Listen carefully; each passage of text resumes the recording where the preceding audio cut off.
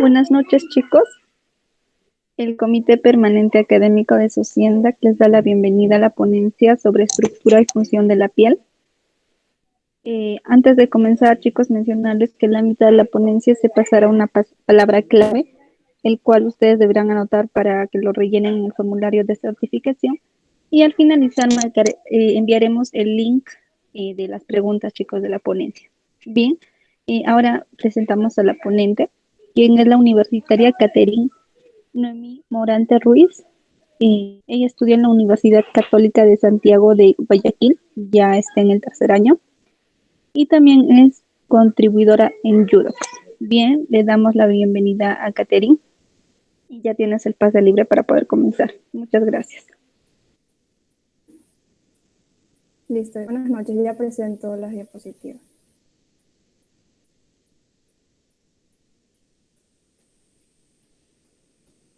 Bien, bueno, antes que nada quiero agradecerle la oportunidad a los organizadores de este evento por permitirme a mí esta noche explicarles este tema que la verdad me gusta bastante. Y bueno, como ya lo mencionaron, estoy en quinto semestre de medicina, o sea, en el tercer año, en la Universidad Católica de Santiago de Guayaquil, en Ecuador. En la página, en la plataforma de Judox van a poder encontrar los apuntes y resúmenes que yo he hecho durante estos 2 últimos semestres, y también van a estar las diapositivas que les estoy presentando en este momento y un resumen que yo he elaborado de este tema en base al libro Fisiopatología de Port. Y bueno, me pueden encontrar en Instagram como @cato.estudio. Bien, sin más, vamos a empezar. Aquí yo he elaborado esta lluvia de ideas con todos los temas que voy a abarcar el día de hoy. Yo les voy a explicar sobre primero las características de la piel. Una de ellas es el porcentaje de peso corporal, el grosor de la piel y una propiedad muy importante de la piel que es la absorción de sustancias liposolubles. Posterior a eso les voy a explicar algunas de las funciones de la piel, como son la protección, la excreción, la síntesis de vitamina D, la regulación de la temperatura corporal y la transmisión de señales. Luego de eso vamos a ver las 3 capas importantes por las que está compuesta la piel, que son la epidermis, la dermis y la capa grasa subcutánea, o también conocida como hipodermis o tejido subcutáneo. Dentro de la hipodermis vamos a ver que hay entre 4 a 5 capas dependiendo del grosor de la piel. También vamos a ver las células por las que está compuesta la piel y un término muy importante que es la queratinización. Luego en la dermis vamos a ver las 2 capas de la dermis y también vamos a ver su vasculatura y su inervación. Y luego vamos a topar también a cómo está compuesta la capa grasa subcutánea o hipodermis. Y ya para finalizar veremos los apéndices cutáneos, que son las glándulas sudoríparas, en las cuales vamos a ver que hay 2 tipos, las écrinas y las apócrinas. Luego vamos a ver a las glándulas sebáceas y por último el cabello y las uñas. Bien, por si acaso si tienen alguna pregunta o alguna duda mientras voy exponiendo, pueden hacerla nomás, no hay ningún problema. Entonces, comenzamos. En cuanto a las características de la piel representa el 16% del peso corporal. Su grosor varía, puede ser entre 1 milímetro o incluso menos que eso, o también 5 milímetros. Un área en el cuerpo en donde el grosor de la epidermis es realmente fino, es alrededor de 0.5 milímetros, es en el párpado. Y por ejemplo, en las palmas de las manos, el grosor es de 1.5 milímetros. Bien, como les mencioné, hay una propiedad importantísima de la piel que es la capacidad de absorber ciertas sustancias liposolubles. Y esto es muy importante ya que la administración de ciertos tratamientos aprovecha esta propiedad de la piel, como por ejemplo los parches de nicotina. Como sabemos, en las personas que quieren dejar el hábito de fumar, se colocan estos parches de nicotina en ciertas áreas del cuerpo y esto le evita el síndrome de abstinencia que sucedería si dejan de fumar súbitamente. Bien, ahora en cuanto a las funciones de la piel, una de las primeras funciones es la protección. La piel actúa como una barrera permeable, como una barrera biológica y una barrera mecánica, que va a proteger contra agentes físicos, químicos y biológicos. Además de esto, la piel va a estar formada por una capa muy delgada de lípidos que contiene ácidos grasos bactericidas. Esto quiere decir que nos van a proteger contra microorganismos que sean realmente infecciosos y que nos puedan causar alguna enfermedad. Asimismo, la flora bacteriana normal que tenemos en nuestro cuerpo también actúa como un medio de protección contra estos mismos microorganismos infecciosos. La segunda función de la piel es la regulación inmunitaria. Hay un sinnúmero de células en la piel que contribuyen a esta regulación, pero una de las más importantes son las células de Langerhans. Estas células son células presentadoras de antígenos y las voy a explicar un poco más a detalle cuando veamos la epidermis. La tercera función de la piel es la función somatosensitiva. La piel va a transferir señales sensitivas desde la piel propiamente hacia el sistema nervioso. ¿Mediante qué? Mediante los receptores de dolor, de temperatura y de tacto.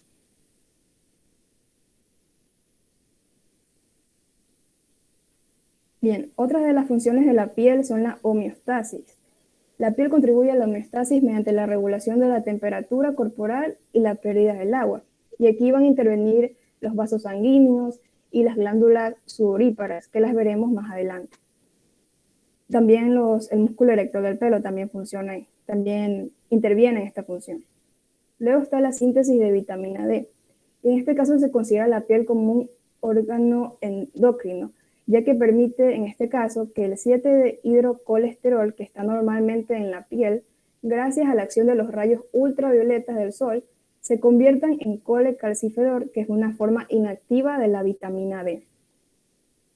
Y por último está la excreción, que esto lo hace mediante la secreción exócrina de las glándulas sudoríparas, tanto apócrinas como écrinas, y también de las glándulas sebáceas, que pues lo que se va a excretar es el sudor y el sebo. Entonces, las 6 funciones de la piel son la protección, la regulación inmunitaria, la función somatosensitiva, la homeostasis, la síntesis de vitamina D y la excreción. Bien. Ahora sí vamos a ver a las 3 capas importantes de la piel. En toda la extensión del cuerpo, la piel siempre va a estar formada por 3 capas, la epidermis, la dermis y la hipodermis.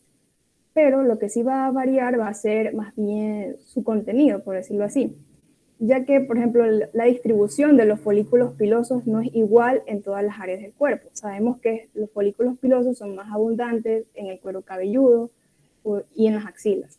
Asimismo con las glándulas sudoríparas. Ellas están distribuidas en todo el cuerpo, pero son escasas en los labios y en la región de los genitales externos.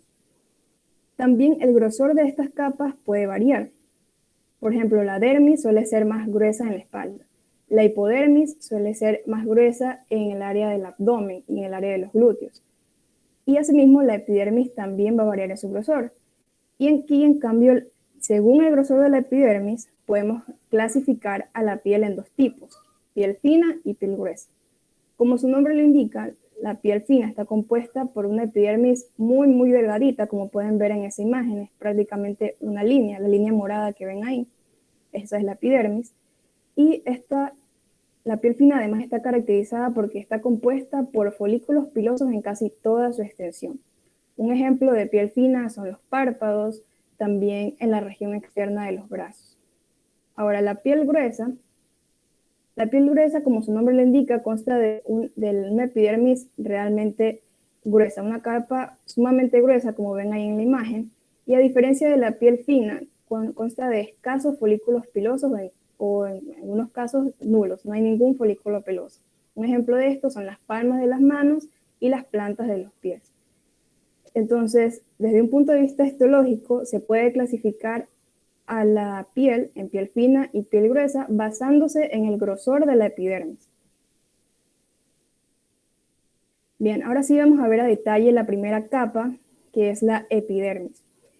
La epidermis está compuesta por un epitelio plano estratificado queratinizado. Aquí vamos a encontrar diversas células. Las células que están en mayor abundancia son los queratinocitos, en aproximadamente 90% de las células que conforman la epidermis son los queratinocitos. Luego también vamos a encontrar a los melanocitos, a las células de Merkel y a las células de Langerhans. Los melanocitos y las células de Merkel van a estar ubicadas en la capa basal de la epidermis, que ya la vamos a ver en la siguiente diapositiva. Además, esta epidermis está conformada por 4 a 5 capas, según si es piel fina o piel gruesa. Bien, entonces aquí están las 5 capas Cuando es piel fina, como les dije, solamente está conformada por 4 capas. Y cuando es piel gruesa, se añade una capa más, que es capa, la capa o el estrato lúcido. Entonces, comenzamos con la capa más interna, que es el estrato germinativo, también llamada capa basal.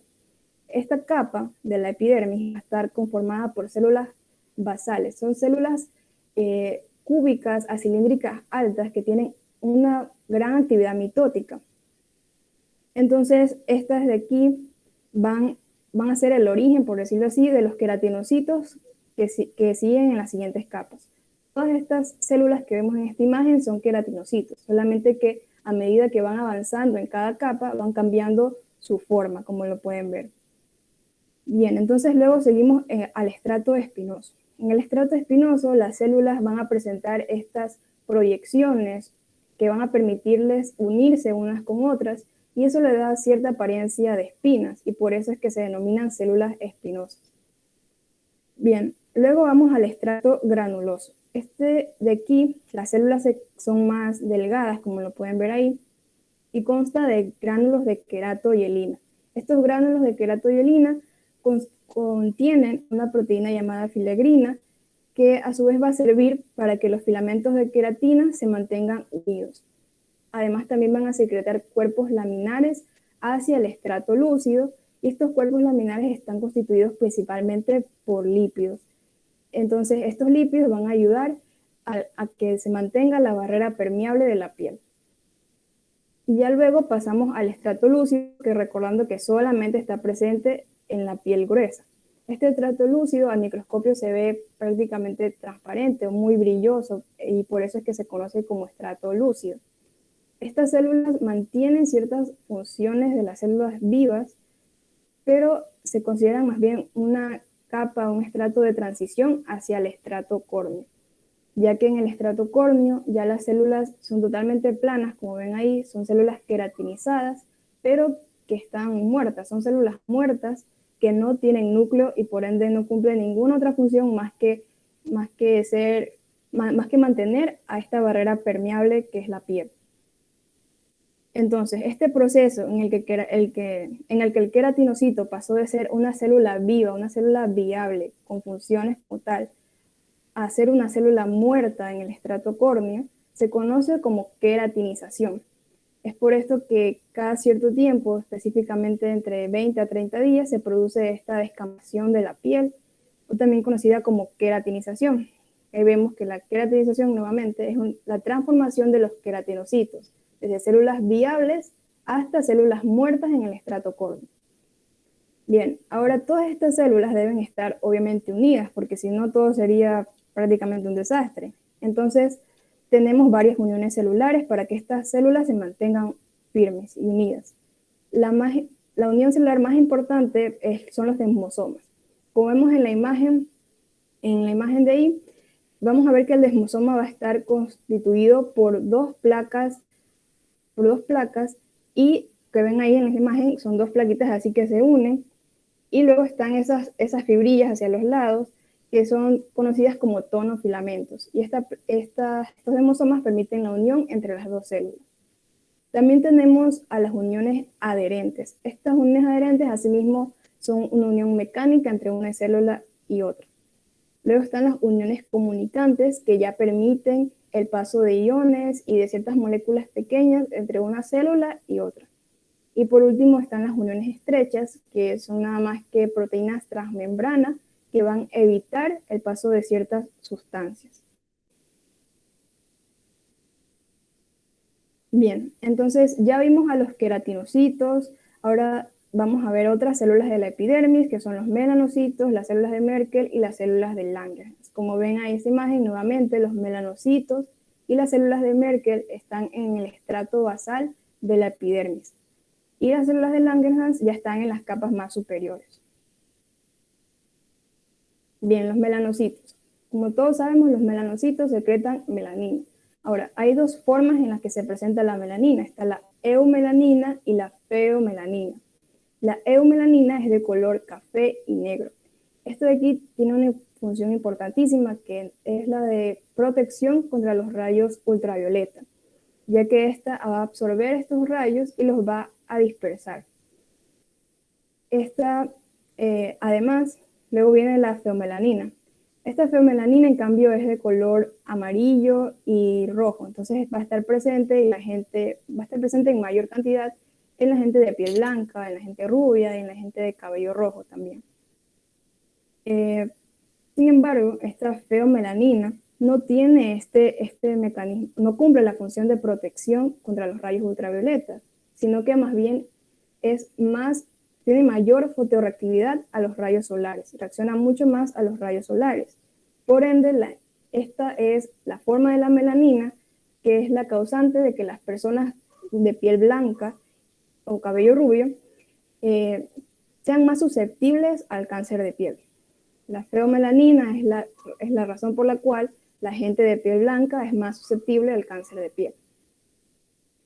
Ahora, la síntesis de melanina va a depender netamente de una enzima llamada tirosinasa. Si no hay tirosinasa, no hay melanina. Y esto es lo que ocurre en las personas que son albinas. No sé si ustedes han visto estas personas que son bien pálidas, que tienen el cabello bien, bien claro y que se conocen como personas albinas. Estas personas tienen una carencia genética de esta enzima. Por ende, no va a haber melanina. Esto quiere decir que no va a haber ni eumelanina y peor va a haber feomelanina. Entonces es por esta razón que las personas albinas tienen un mayor riesgo a sufrir del cáncer de piel.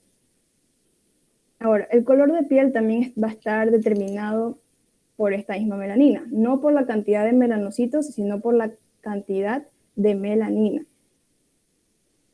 Aquí en esta imagen vemos que la enzima tirosinasa surge en el retículo endoplasmático rugoso y ya de ahí pasa a empaquetarse en ciertas vesículas membranosas conocidas como melanosomas que van a contener la melanina. Entonces, estos melanosomas van a pasar por estas especies de ramitas que tienen los melanocitos que le permiten abarcar una mayor cantidad de queratinocitos. Entonces, estos melanosomas van a contener la melanina. Mientras más grande sea el melanosoma va a tener una mayor cantidad de melanina. Entonces, en la gente de piel oscura, los melanosomas son mucho más grandes y van a pasar directamente a los queratinocitos. En cambio, en la gente de piel blanca, los melanosomas son mucho más pequeños y deben empaquetarse antes de pasar a los queratinocitos. Bien, ahora ya vimos las ya vimos los queratinocitos, ya vimos los melanocitos. Ahora, otra de las células de la epidermis son las células de Langerhans. Como les dije al inicio, estas contribuyen a la función inmunitaria de la piel y están dispersas en las capas superiores de la epidermis. Estas células son células presentadoras de antígenos y también reconocen a los antígenos extraños. Como ven en esa imagen, los antígenos o agentes extraños entran en contacto con la piel y las células de Langerhans inmediatamente las reconocen. Y estas células de Langerhans tienen la capacidad de dejar la epidermis, viajar hacia los vasos linfáticos y posteriormente llegar hacia los ganglios linfáticos, en donde ya ahí toman el nombre de células dendríticas. Algo muy interesante de estas células es que están inervadas por fibras de nervios simpáticos. ¿Esto qué quiere decir? Que pues, como sabemos, el sistema nervioso simpático es el sistema de alerta. Entonces, por eso se cree que cuando las personas están bajo estrés, el sistema nervioso simpático se altera y por ende el sistema nervioso inmunitario, en este caso las células de Langerhans, también se alteran. Y es ahí que se exacerban ciertas condiciones o ciertas alteraciones en la piel, como por ejemplo una persona que padece de acné y está, por ejemplo, en un periodo de exámenes en la universidad, y por ende va a estar bajo estrés. Su sistema inmunitario se va a alterar y por ende va a tener exacerbaciones de acné. Bien, ahora por último, en cuanto a las células de la epidermis, están las células de Merkel. Estas células de Merkel se encuentran localizadas, dispersas en el estrato basal de la epidermis junto con los melanocitos, como ya les mencioné. Estas se encuentran principalmente en los dedos, en los labios, en la cavidad bucal y en los folículos pilosos. Su función se considera que es neuroendocrina, ya que participa en la secreción de hormonas ante un estímulo nervioso. Y también se consideran receptores del tacto.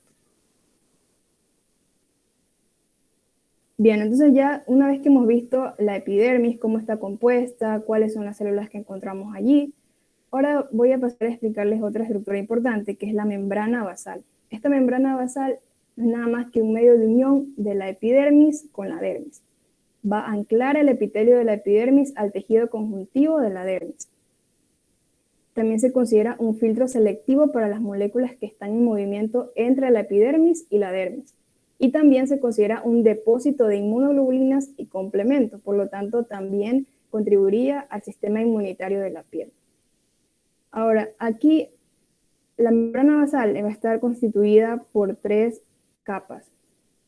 La primera capa es la lámina lúcida, la segunda capa es la lámina densa. Juntas, la lámina lúcida y la lámina densa conforman lo que se conoce como la lámina basal. Es por esto que no se deben utilizar como sinónimos los términos membrana basal y lámina basal, porque la lámina basal, como ya lo dije, es más bien un componente de la membrana basal. Y la tercera capa de la membrana basal es la lámina reticular. Además, aquí también vemos otra estructura, que es el hemidesmosoma. Como les expliqué en la epidermis, las células allí están unidas por desmosomas. Están formadas por 2 placas de unión con los tonos filamentos. En cambio aquí, un hemidesmosoma es la mitad de un desmosoma. Solamente va a haber una plaquita de unión que va a unir a las células del estrato basal de la epidermis con la membrana basal como tal. Bien, entonces, ahora sí voy a explicarles qué contienen cada una de las láminas de la membrana basal. La lámina lúcida va a contener una glucoproteína de adhesión conocida como laminina y también va a contener filamentos de anclaje. La lámina densa asimismo va a contener la laminina y va a contener colágeno tipo 4. Y por último, la lámina reticular va a contener colágeno tipo 7 y asimismo va a contener miofibrillas de anclaje que al llegar hacia la dermis se van a denominar fibrillas de anclaje. Y también vamos a encontrar en esta lámina fibras elásticas. Entonces, la membrana basal está formada por 3 capas: lámina lúcida, lámina densa y lámina reticular. Bien, ahora sí vamos a la segunda capa de la piel, que es la dermis. Aquí vemos que entre la epidermis y la dermis se forman una especie de onditas. En esa capa que se ve más como fucsia, moradita, vemos que se forman unas especies de onditas o montañitas. ¿Ya? Y estas montañitas o onditas forman estas 2 estructuras, que son las crestas epidérmicas y las papilas dérmicas. Las papilas dérmicas son invaginaciones de la dermis hacia la epidermis, por eso es que se ven así. En cambio, las crestas epidérmicas son invaginaciones de la epidermis hacia la dermis. Bien, ahora en cuanto a la composición de la dermis, en la dermis vamos a encontrar algunas células inmunitarias, vamos a encontrar fibroblastos, vamos a encontrar también las estructuras que es como las glándulas sebáceas, las glándulas sudoríparas, el folículo piloso. Todas estas 3 estructuras surgen aquí en la dermis. Pero ninguno de estos, también me olvidaba mencionar que en la dermis también encontramos los vasos sanguíneos y los vasos linfáticos. Pero el componente principal de la dermis es el colágeno. El colágeno o las fibras de colágeno se van a encontrar en las 2 capas de la dermis, que son la dermis papilar y la dermis reticular. Pero en lo que se van a diferenciar es en la disposición. En la dermis papilar, las fibras colágenas están dispuestas a manera laxa, como pueden ver ahí en la imagen. Pero en la dermis reticular, estas fibras de colágeno, como ven, están distribuidas de manera irregular.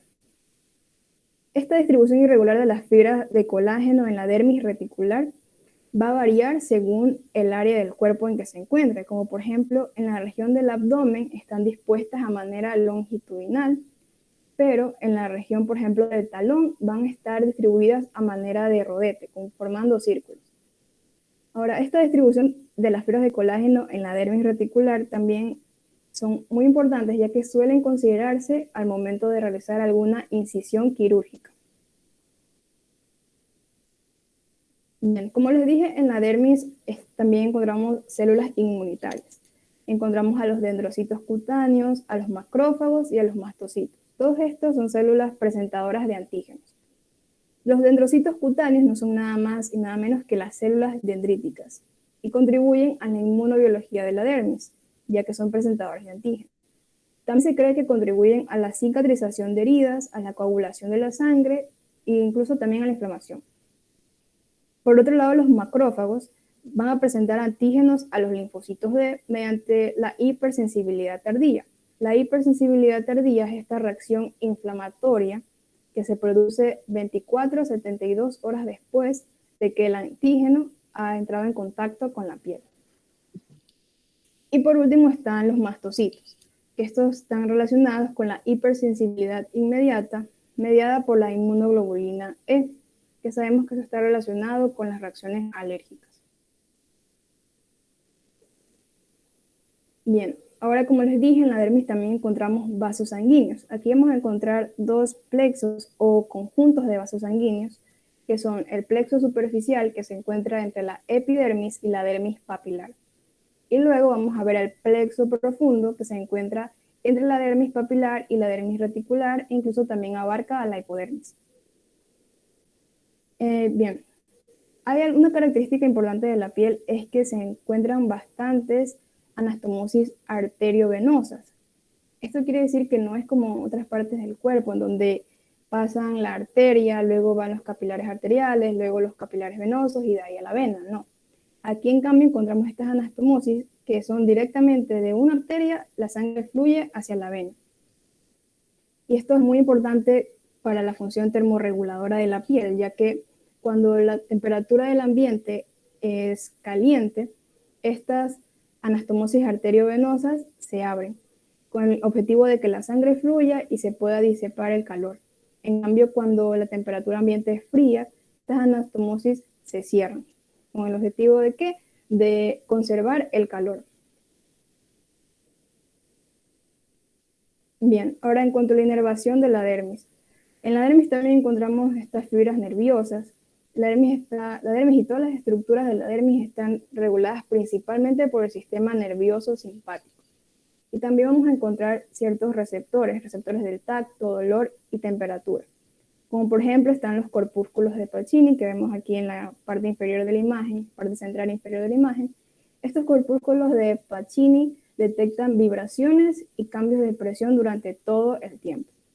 Luego están los corpúsculos de Meissner en la parte derecha inferior de la imagen. Estos corpúsculos de Meissner son considerados receptores del tacto, al igual que las células de Merkel que les mencioné en la epidermis. La diferencia es que estos corpúsculos de Meissner también detectan o le informan a la persona de la ubicación y de la fuerza del estímulo. Estos están ubicados en las palmas de las manos, en las plantas de los pies, en los labios, en la lengua, en la cara y en los genitales. Y por último está el bulbo de Ruffini. Este de aquí, en cambio, informa o detecta los cambios bruscos de presión y también los movimientos articulares. Y también se cree que detectan el frío.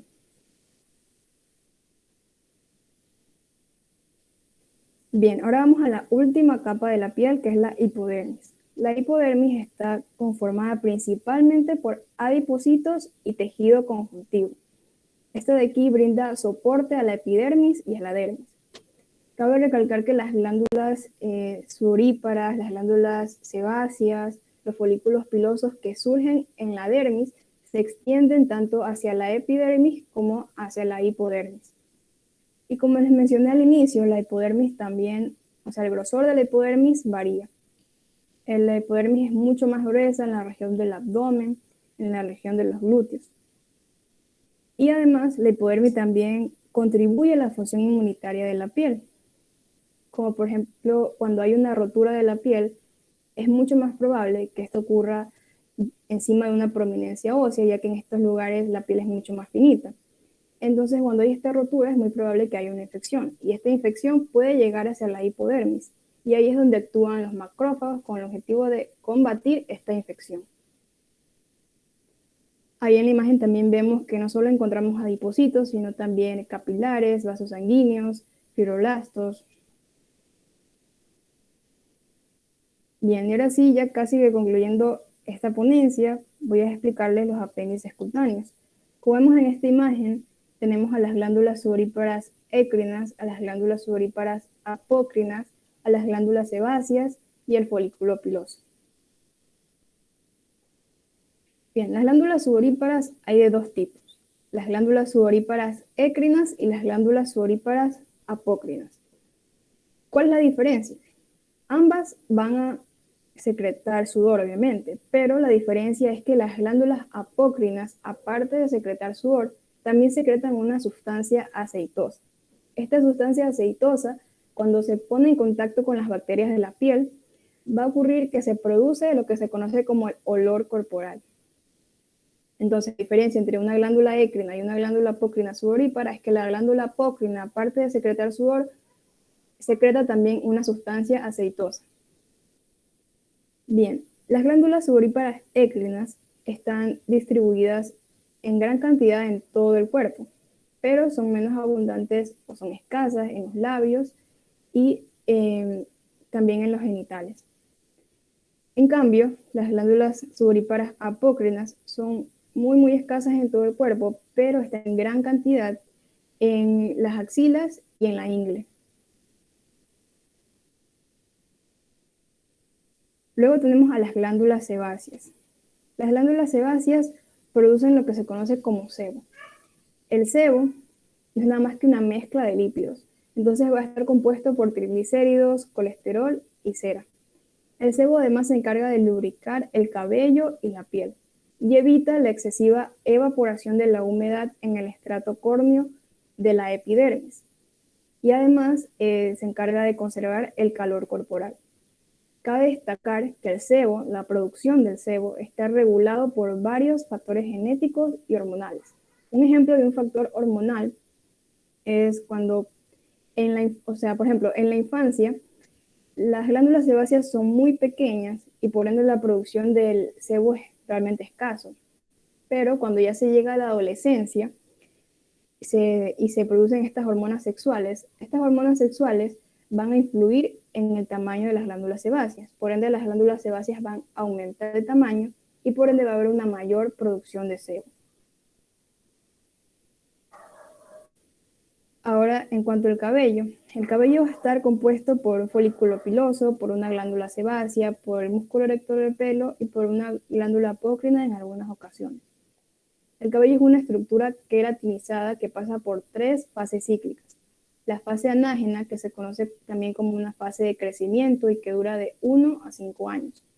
Luego le sigue la fase catágena. Esta fase catágena es conocida como fase de atrofia o de involución y dura entre 2 a 5 semanas. Y por último está la fase telógena.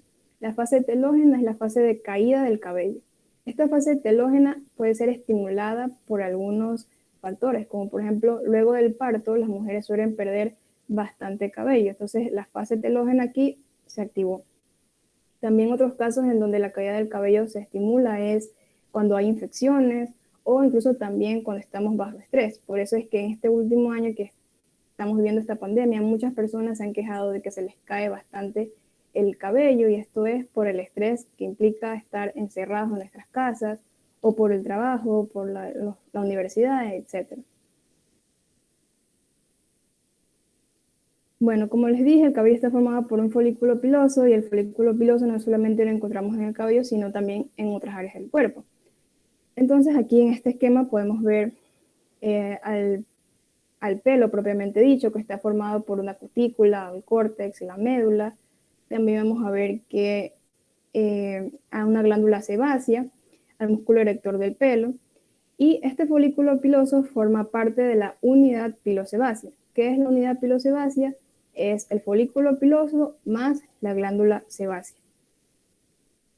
Ya, este folículo piloso se nutre de una red vascular que va a estar localizada en el bulbo folicular. El bulbo folicular es la parte inferior de todo el folículo piloso.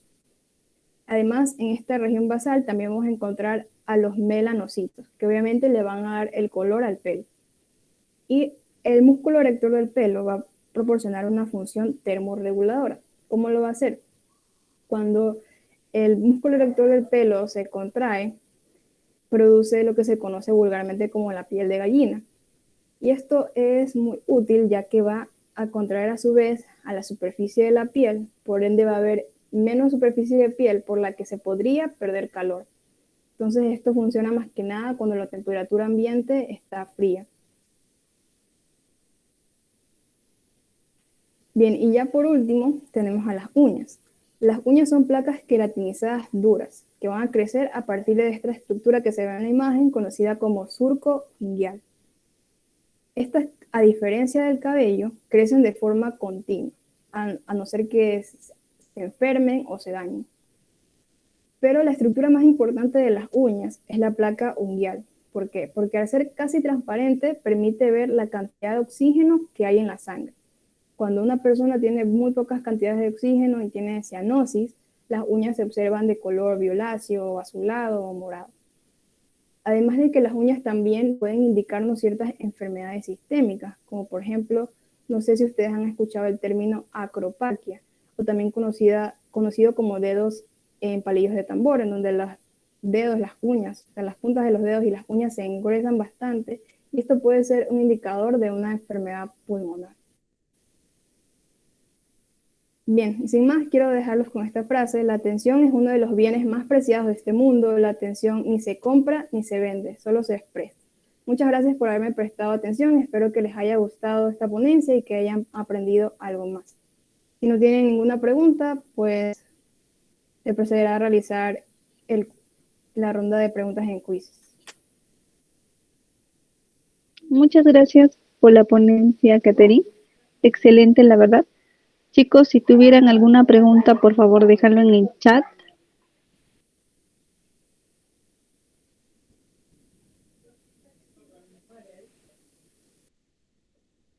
Para que la ponente les pueda ayudar, chicos.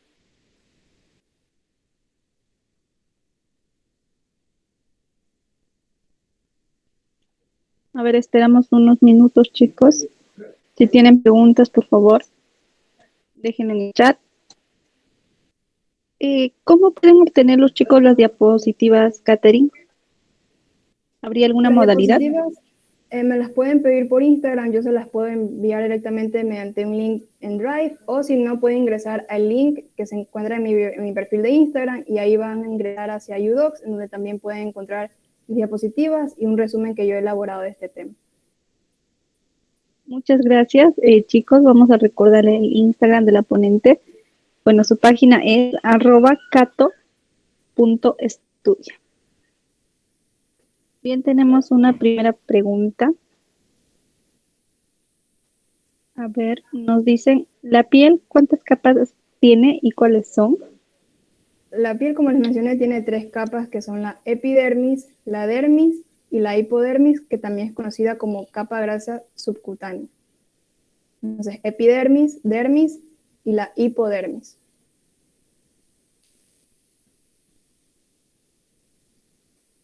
Muchas gracias por la respuesta. Tenemos otra pregunta. ¿Qué pasa con las manchas en la cara que se produce del sol? ¿Y algún tratamiento que podría recomendar?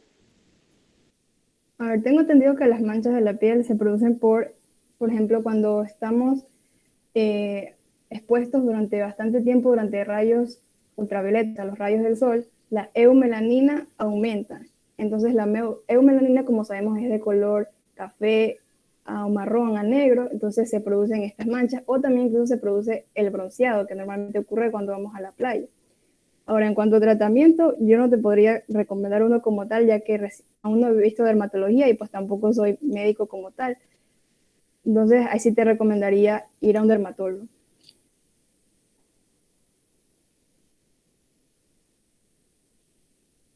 Bien, tenemos otra pregunta que nos dicen, ¿los tatuajes dañan la piel? Antes de responder eso, quisiera también añadir una cosa más a la pregunta anterior. Y es que, por ejemplo, una manera de evitar esas manchas sería, aparte de obviamente exponerse menos al sol, también usar bloqueador solar. Como ustedes tal vez hayan oído, es recomendable utilizarlo todos los días e incluso reaplicárselo durante el día cada 2 a 3 horas. Y en cuanto a si los tatuajes dañan la piel, la verdad es que no he leído ninguna información sobre eso, pero pero yo en lo personal pienso que no dañan la piel como tal, pero no, en realidad no podría decirte una respuesta certera. La eumelanina también participa en el oscurecimiento de la parte inferior de las vistas, conocidas como ojeras oscuras. Podría ser, la verdad es que no estoy segura, pero supongo que sí, ya que, como les dije, pues esa es de color café a marrón, pero en realidad no estoy segura.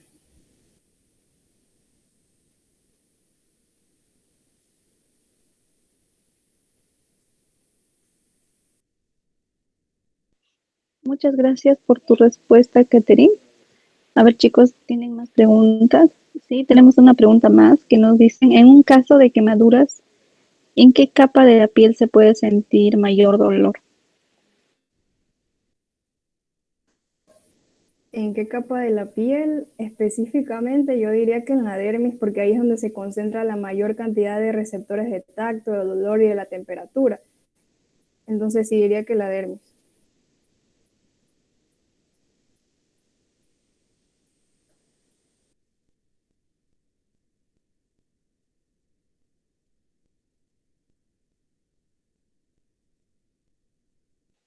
Muchas gracias por tu respuesta, Catherine. A ver, chicos, si tuvieran alguna pregunta más, por favor, para que la ponente les pueda ayudar.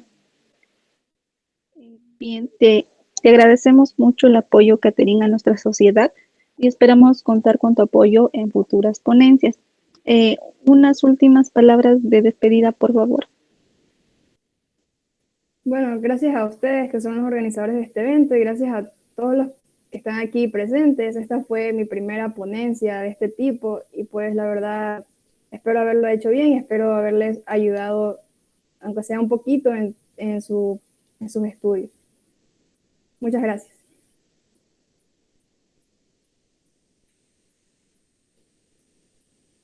Muchas gracias, Catherine. Si todavía aún me logras escuchar, nos preguntan si hay algún tipo de piel que absorba más sustancias y alguna bibliografía sobre el tema. Eh, la ponencia que yo les hice está basada en el libro Fisiopatología de Port, pero también pueden sacar información del libro de Histología de Ross. Estos dos libros tienen muy buena información. Más que nada el de Ross, que se basa netamente en la histología. En cambio, en el libro Fisiopatología de Port, ahí hay más enfermedades, van a encontrar enfermedades y el capítulo que yo les expliqué es prácticamente las bases para luego entrar a lo que ya es la dermatología. Y si es que hay algún tipo de piel que absorba más sustancias, pues yo diría que no, porque la única diferencia entre la piel morena y la piel blanca es la cantidad de melanina, nada más. De ahí las estructuras, las capas, todo es prácticamente lo mismo. Muchísimas gracias, Catherine. Te agradecemos nuevamente por la ponencia y a ustedes también, chicos, por haber asistido a esta ponencia. Y en breve enviaremos el link del quizzes. Me dan un momento, por favor. Y muchas gracias por su participación en esta ponencia, chicos.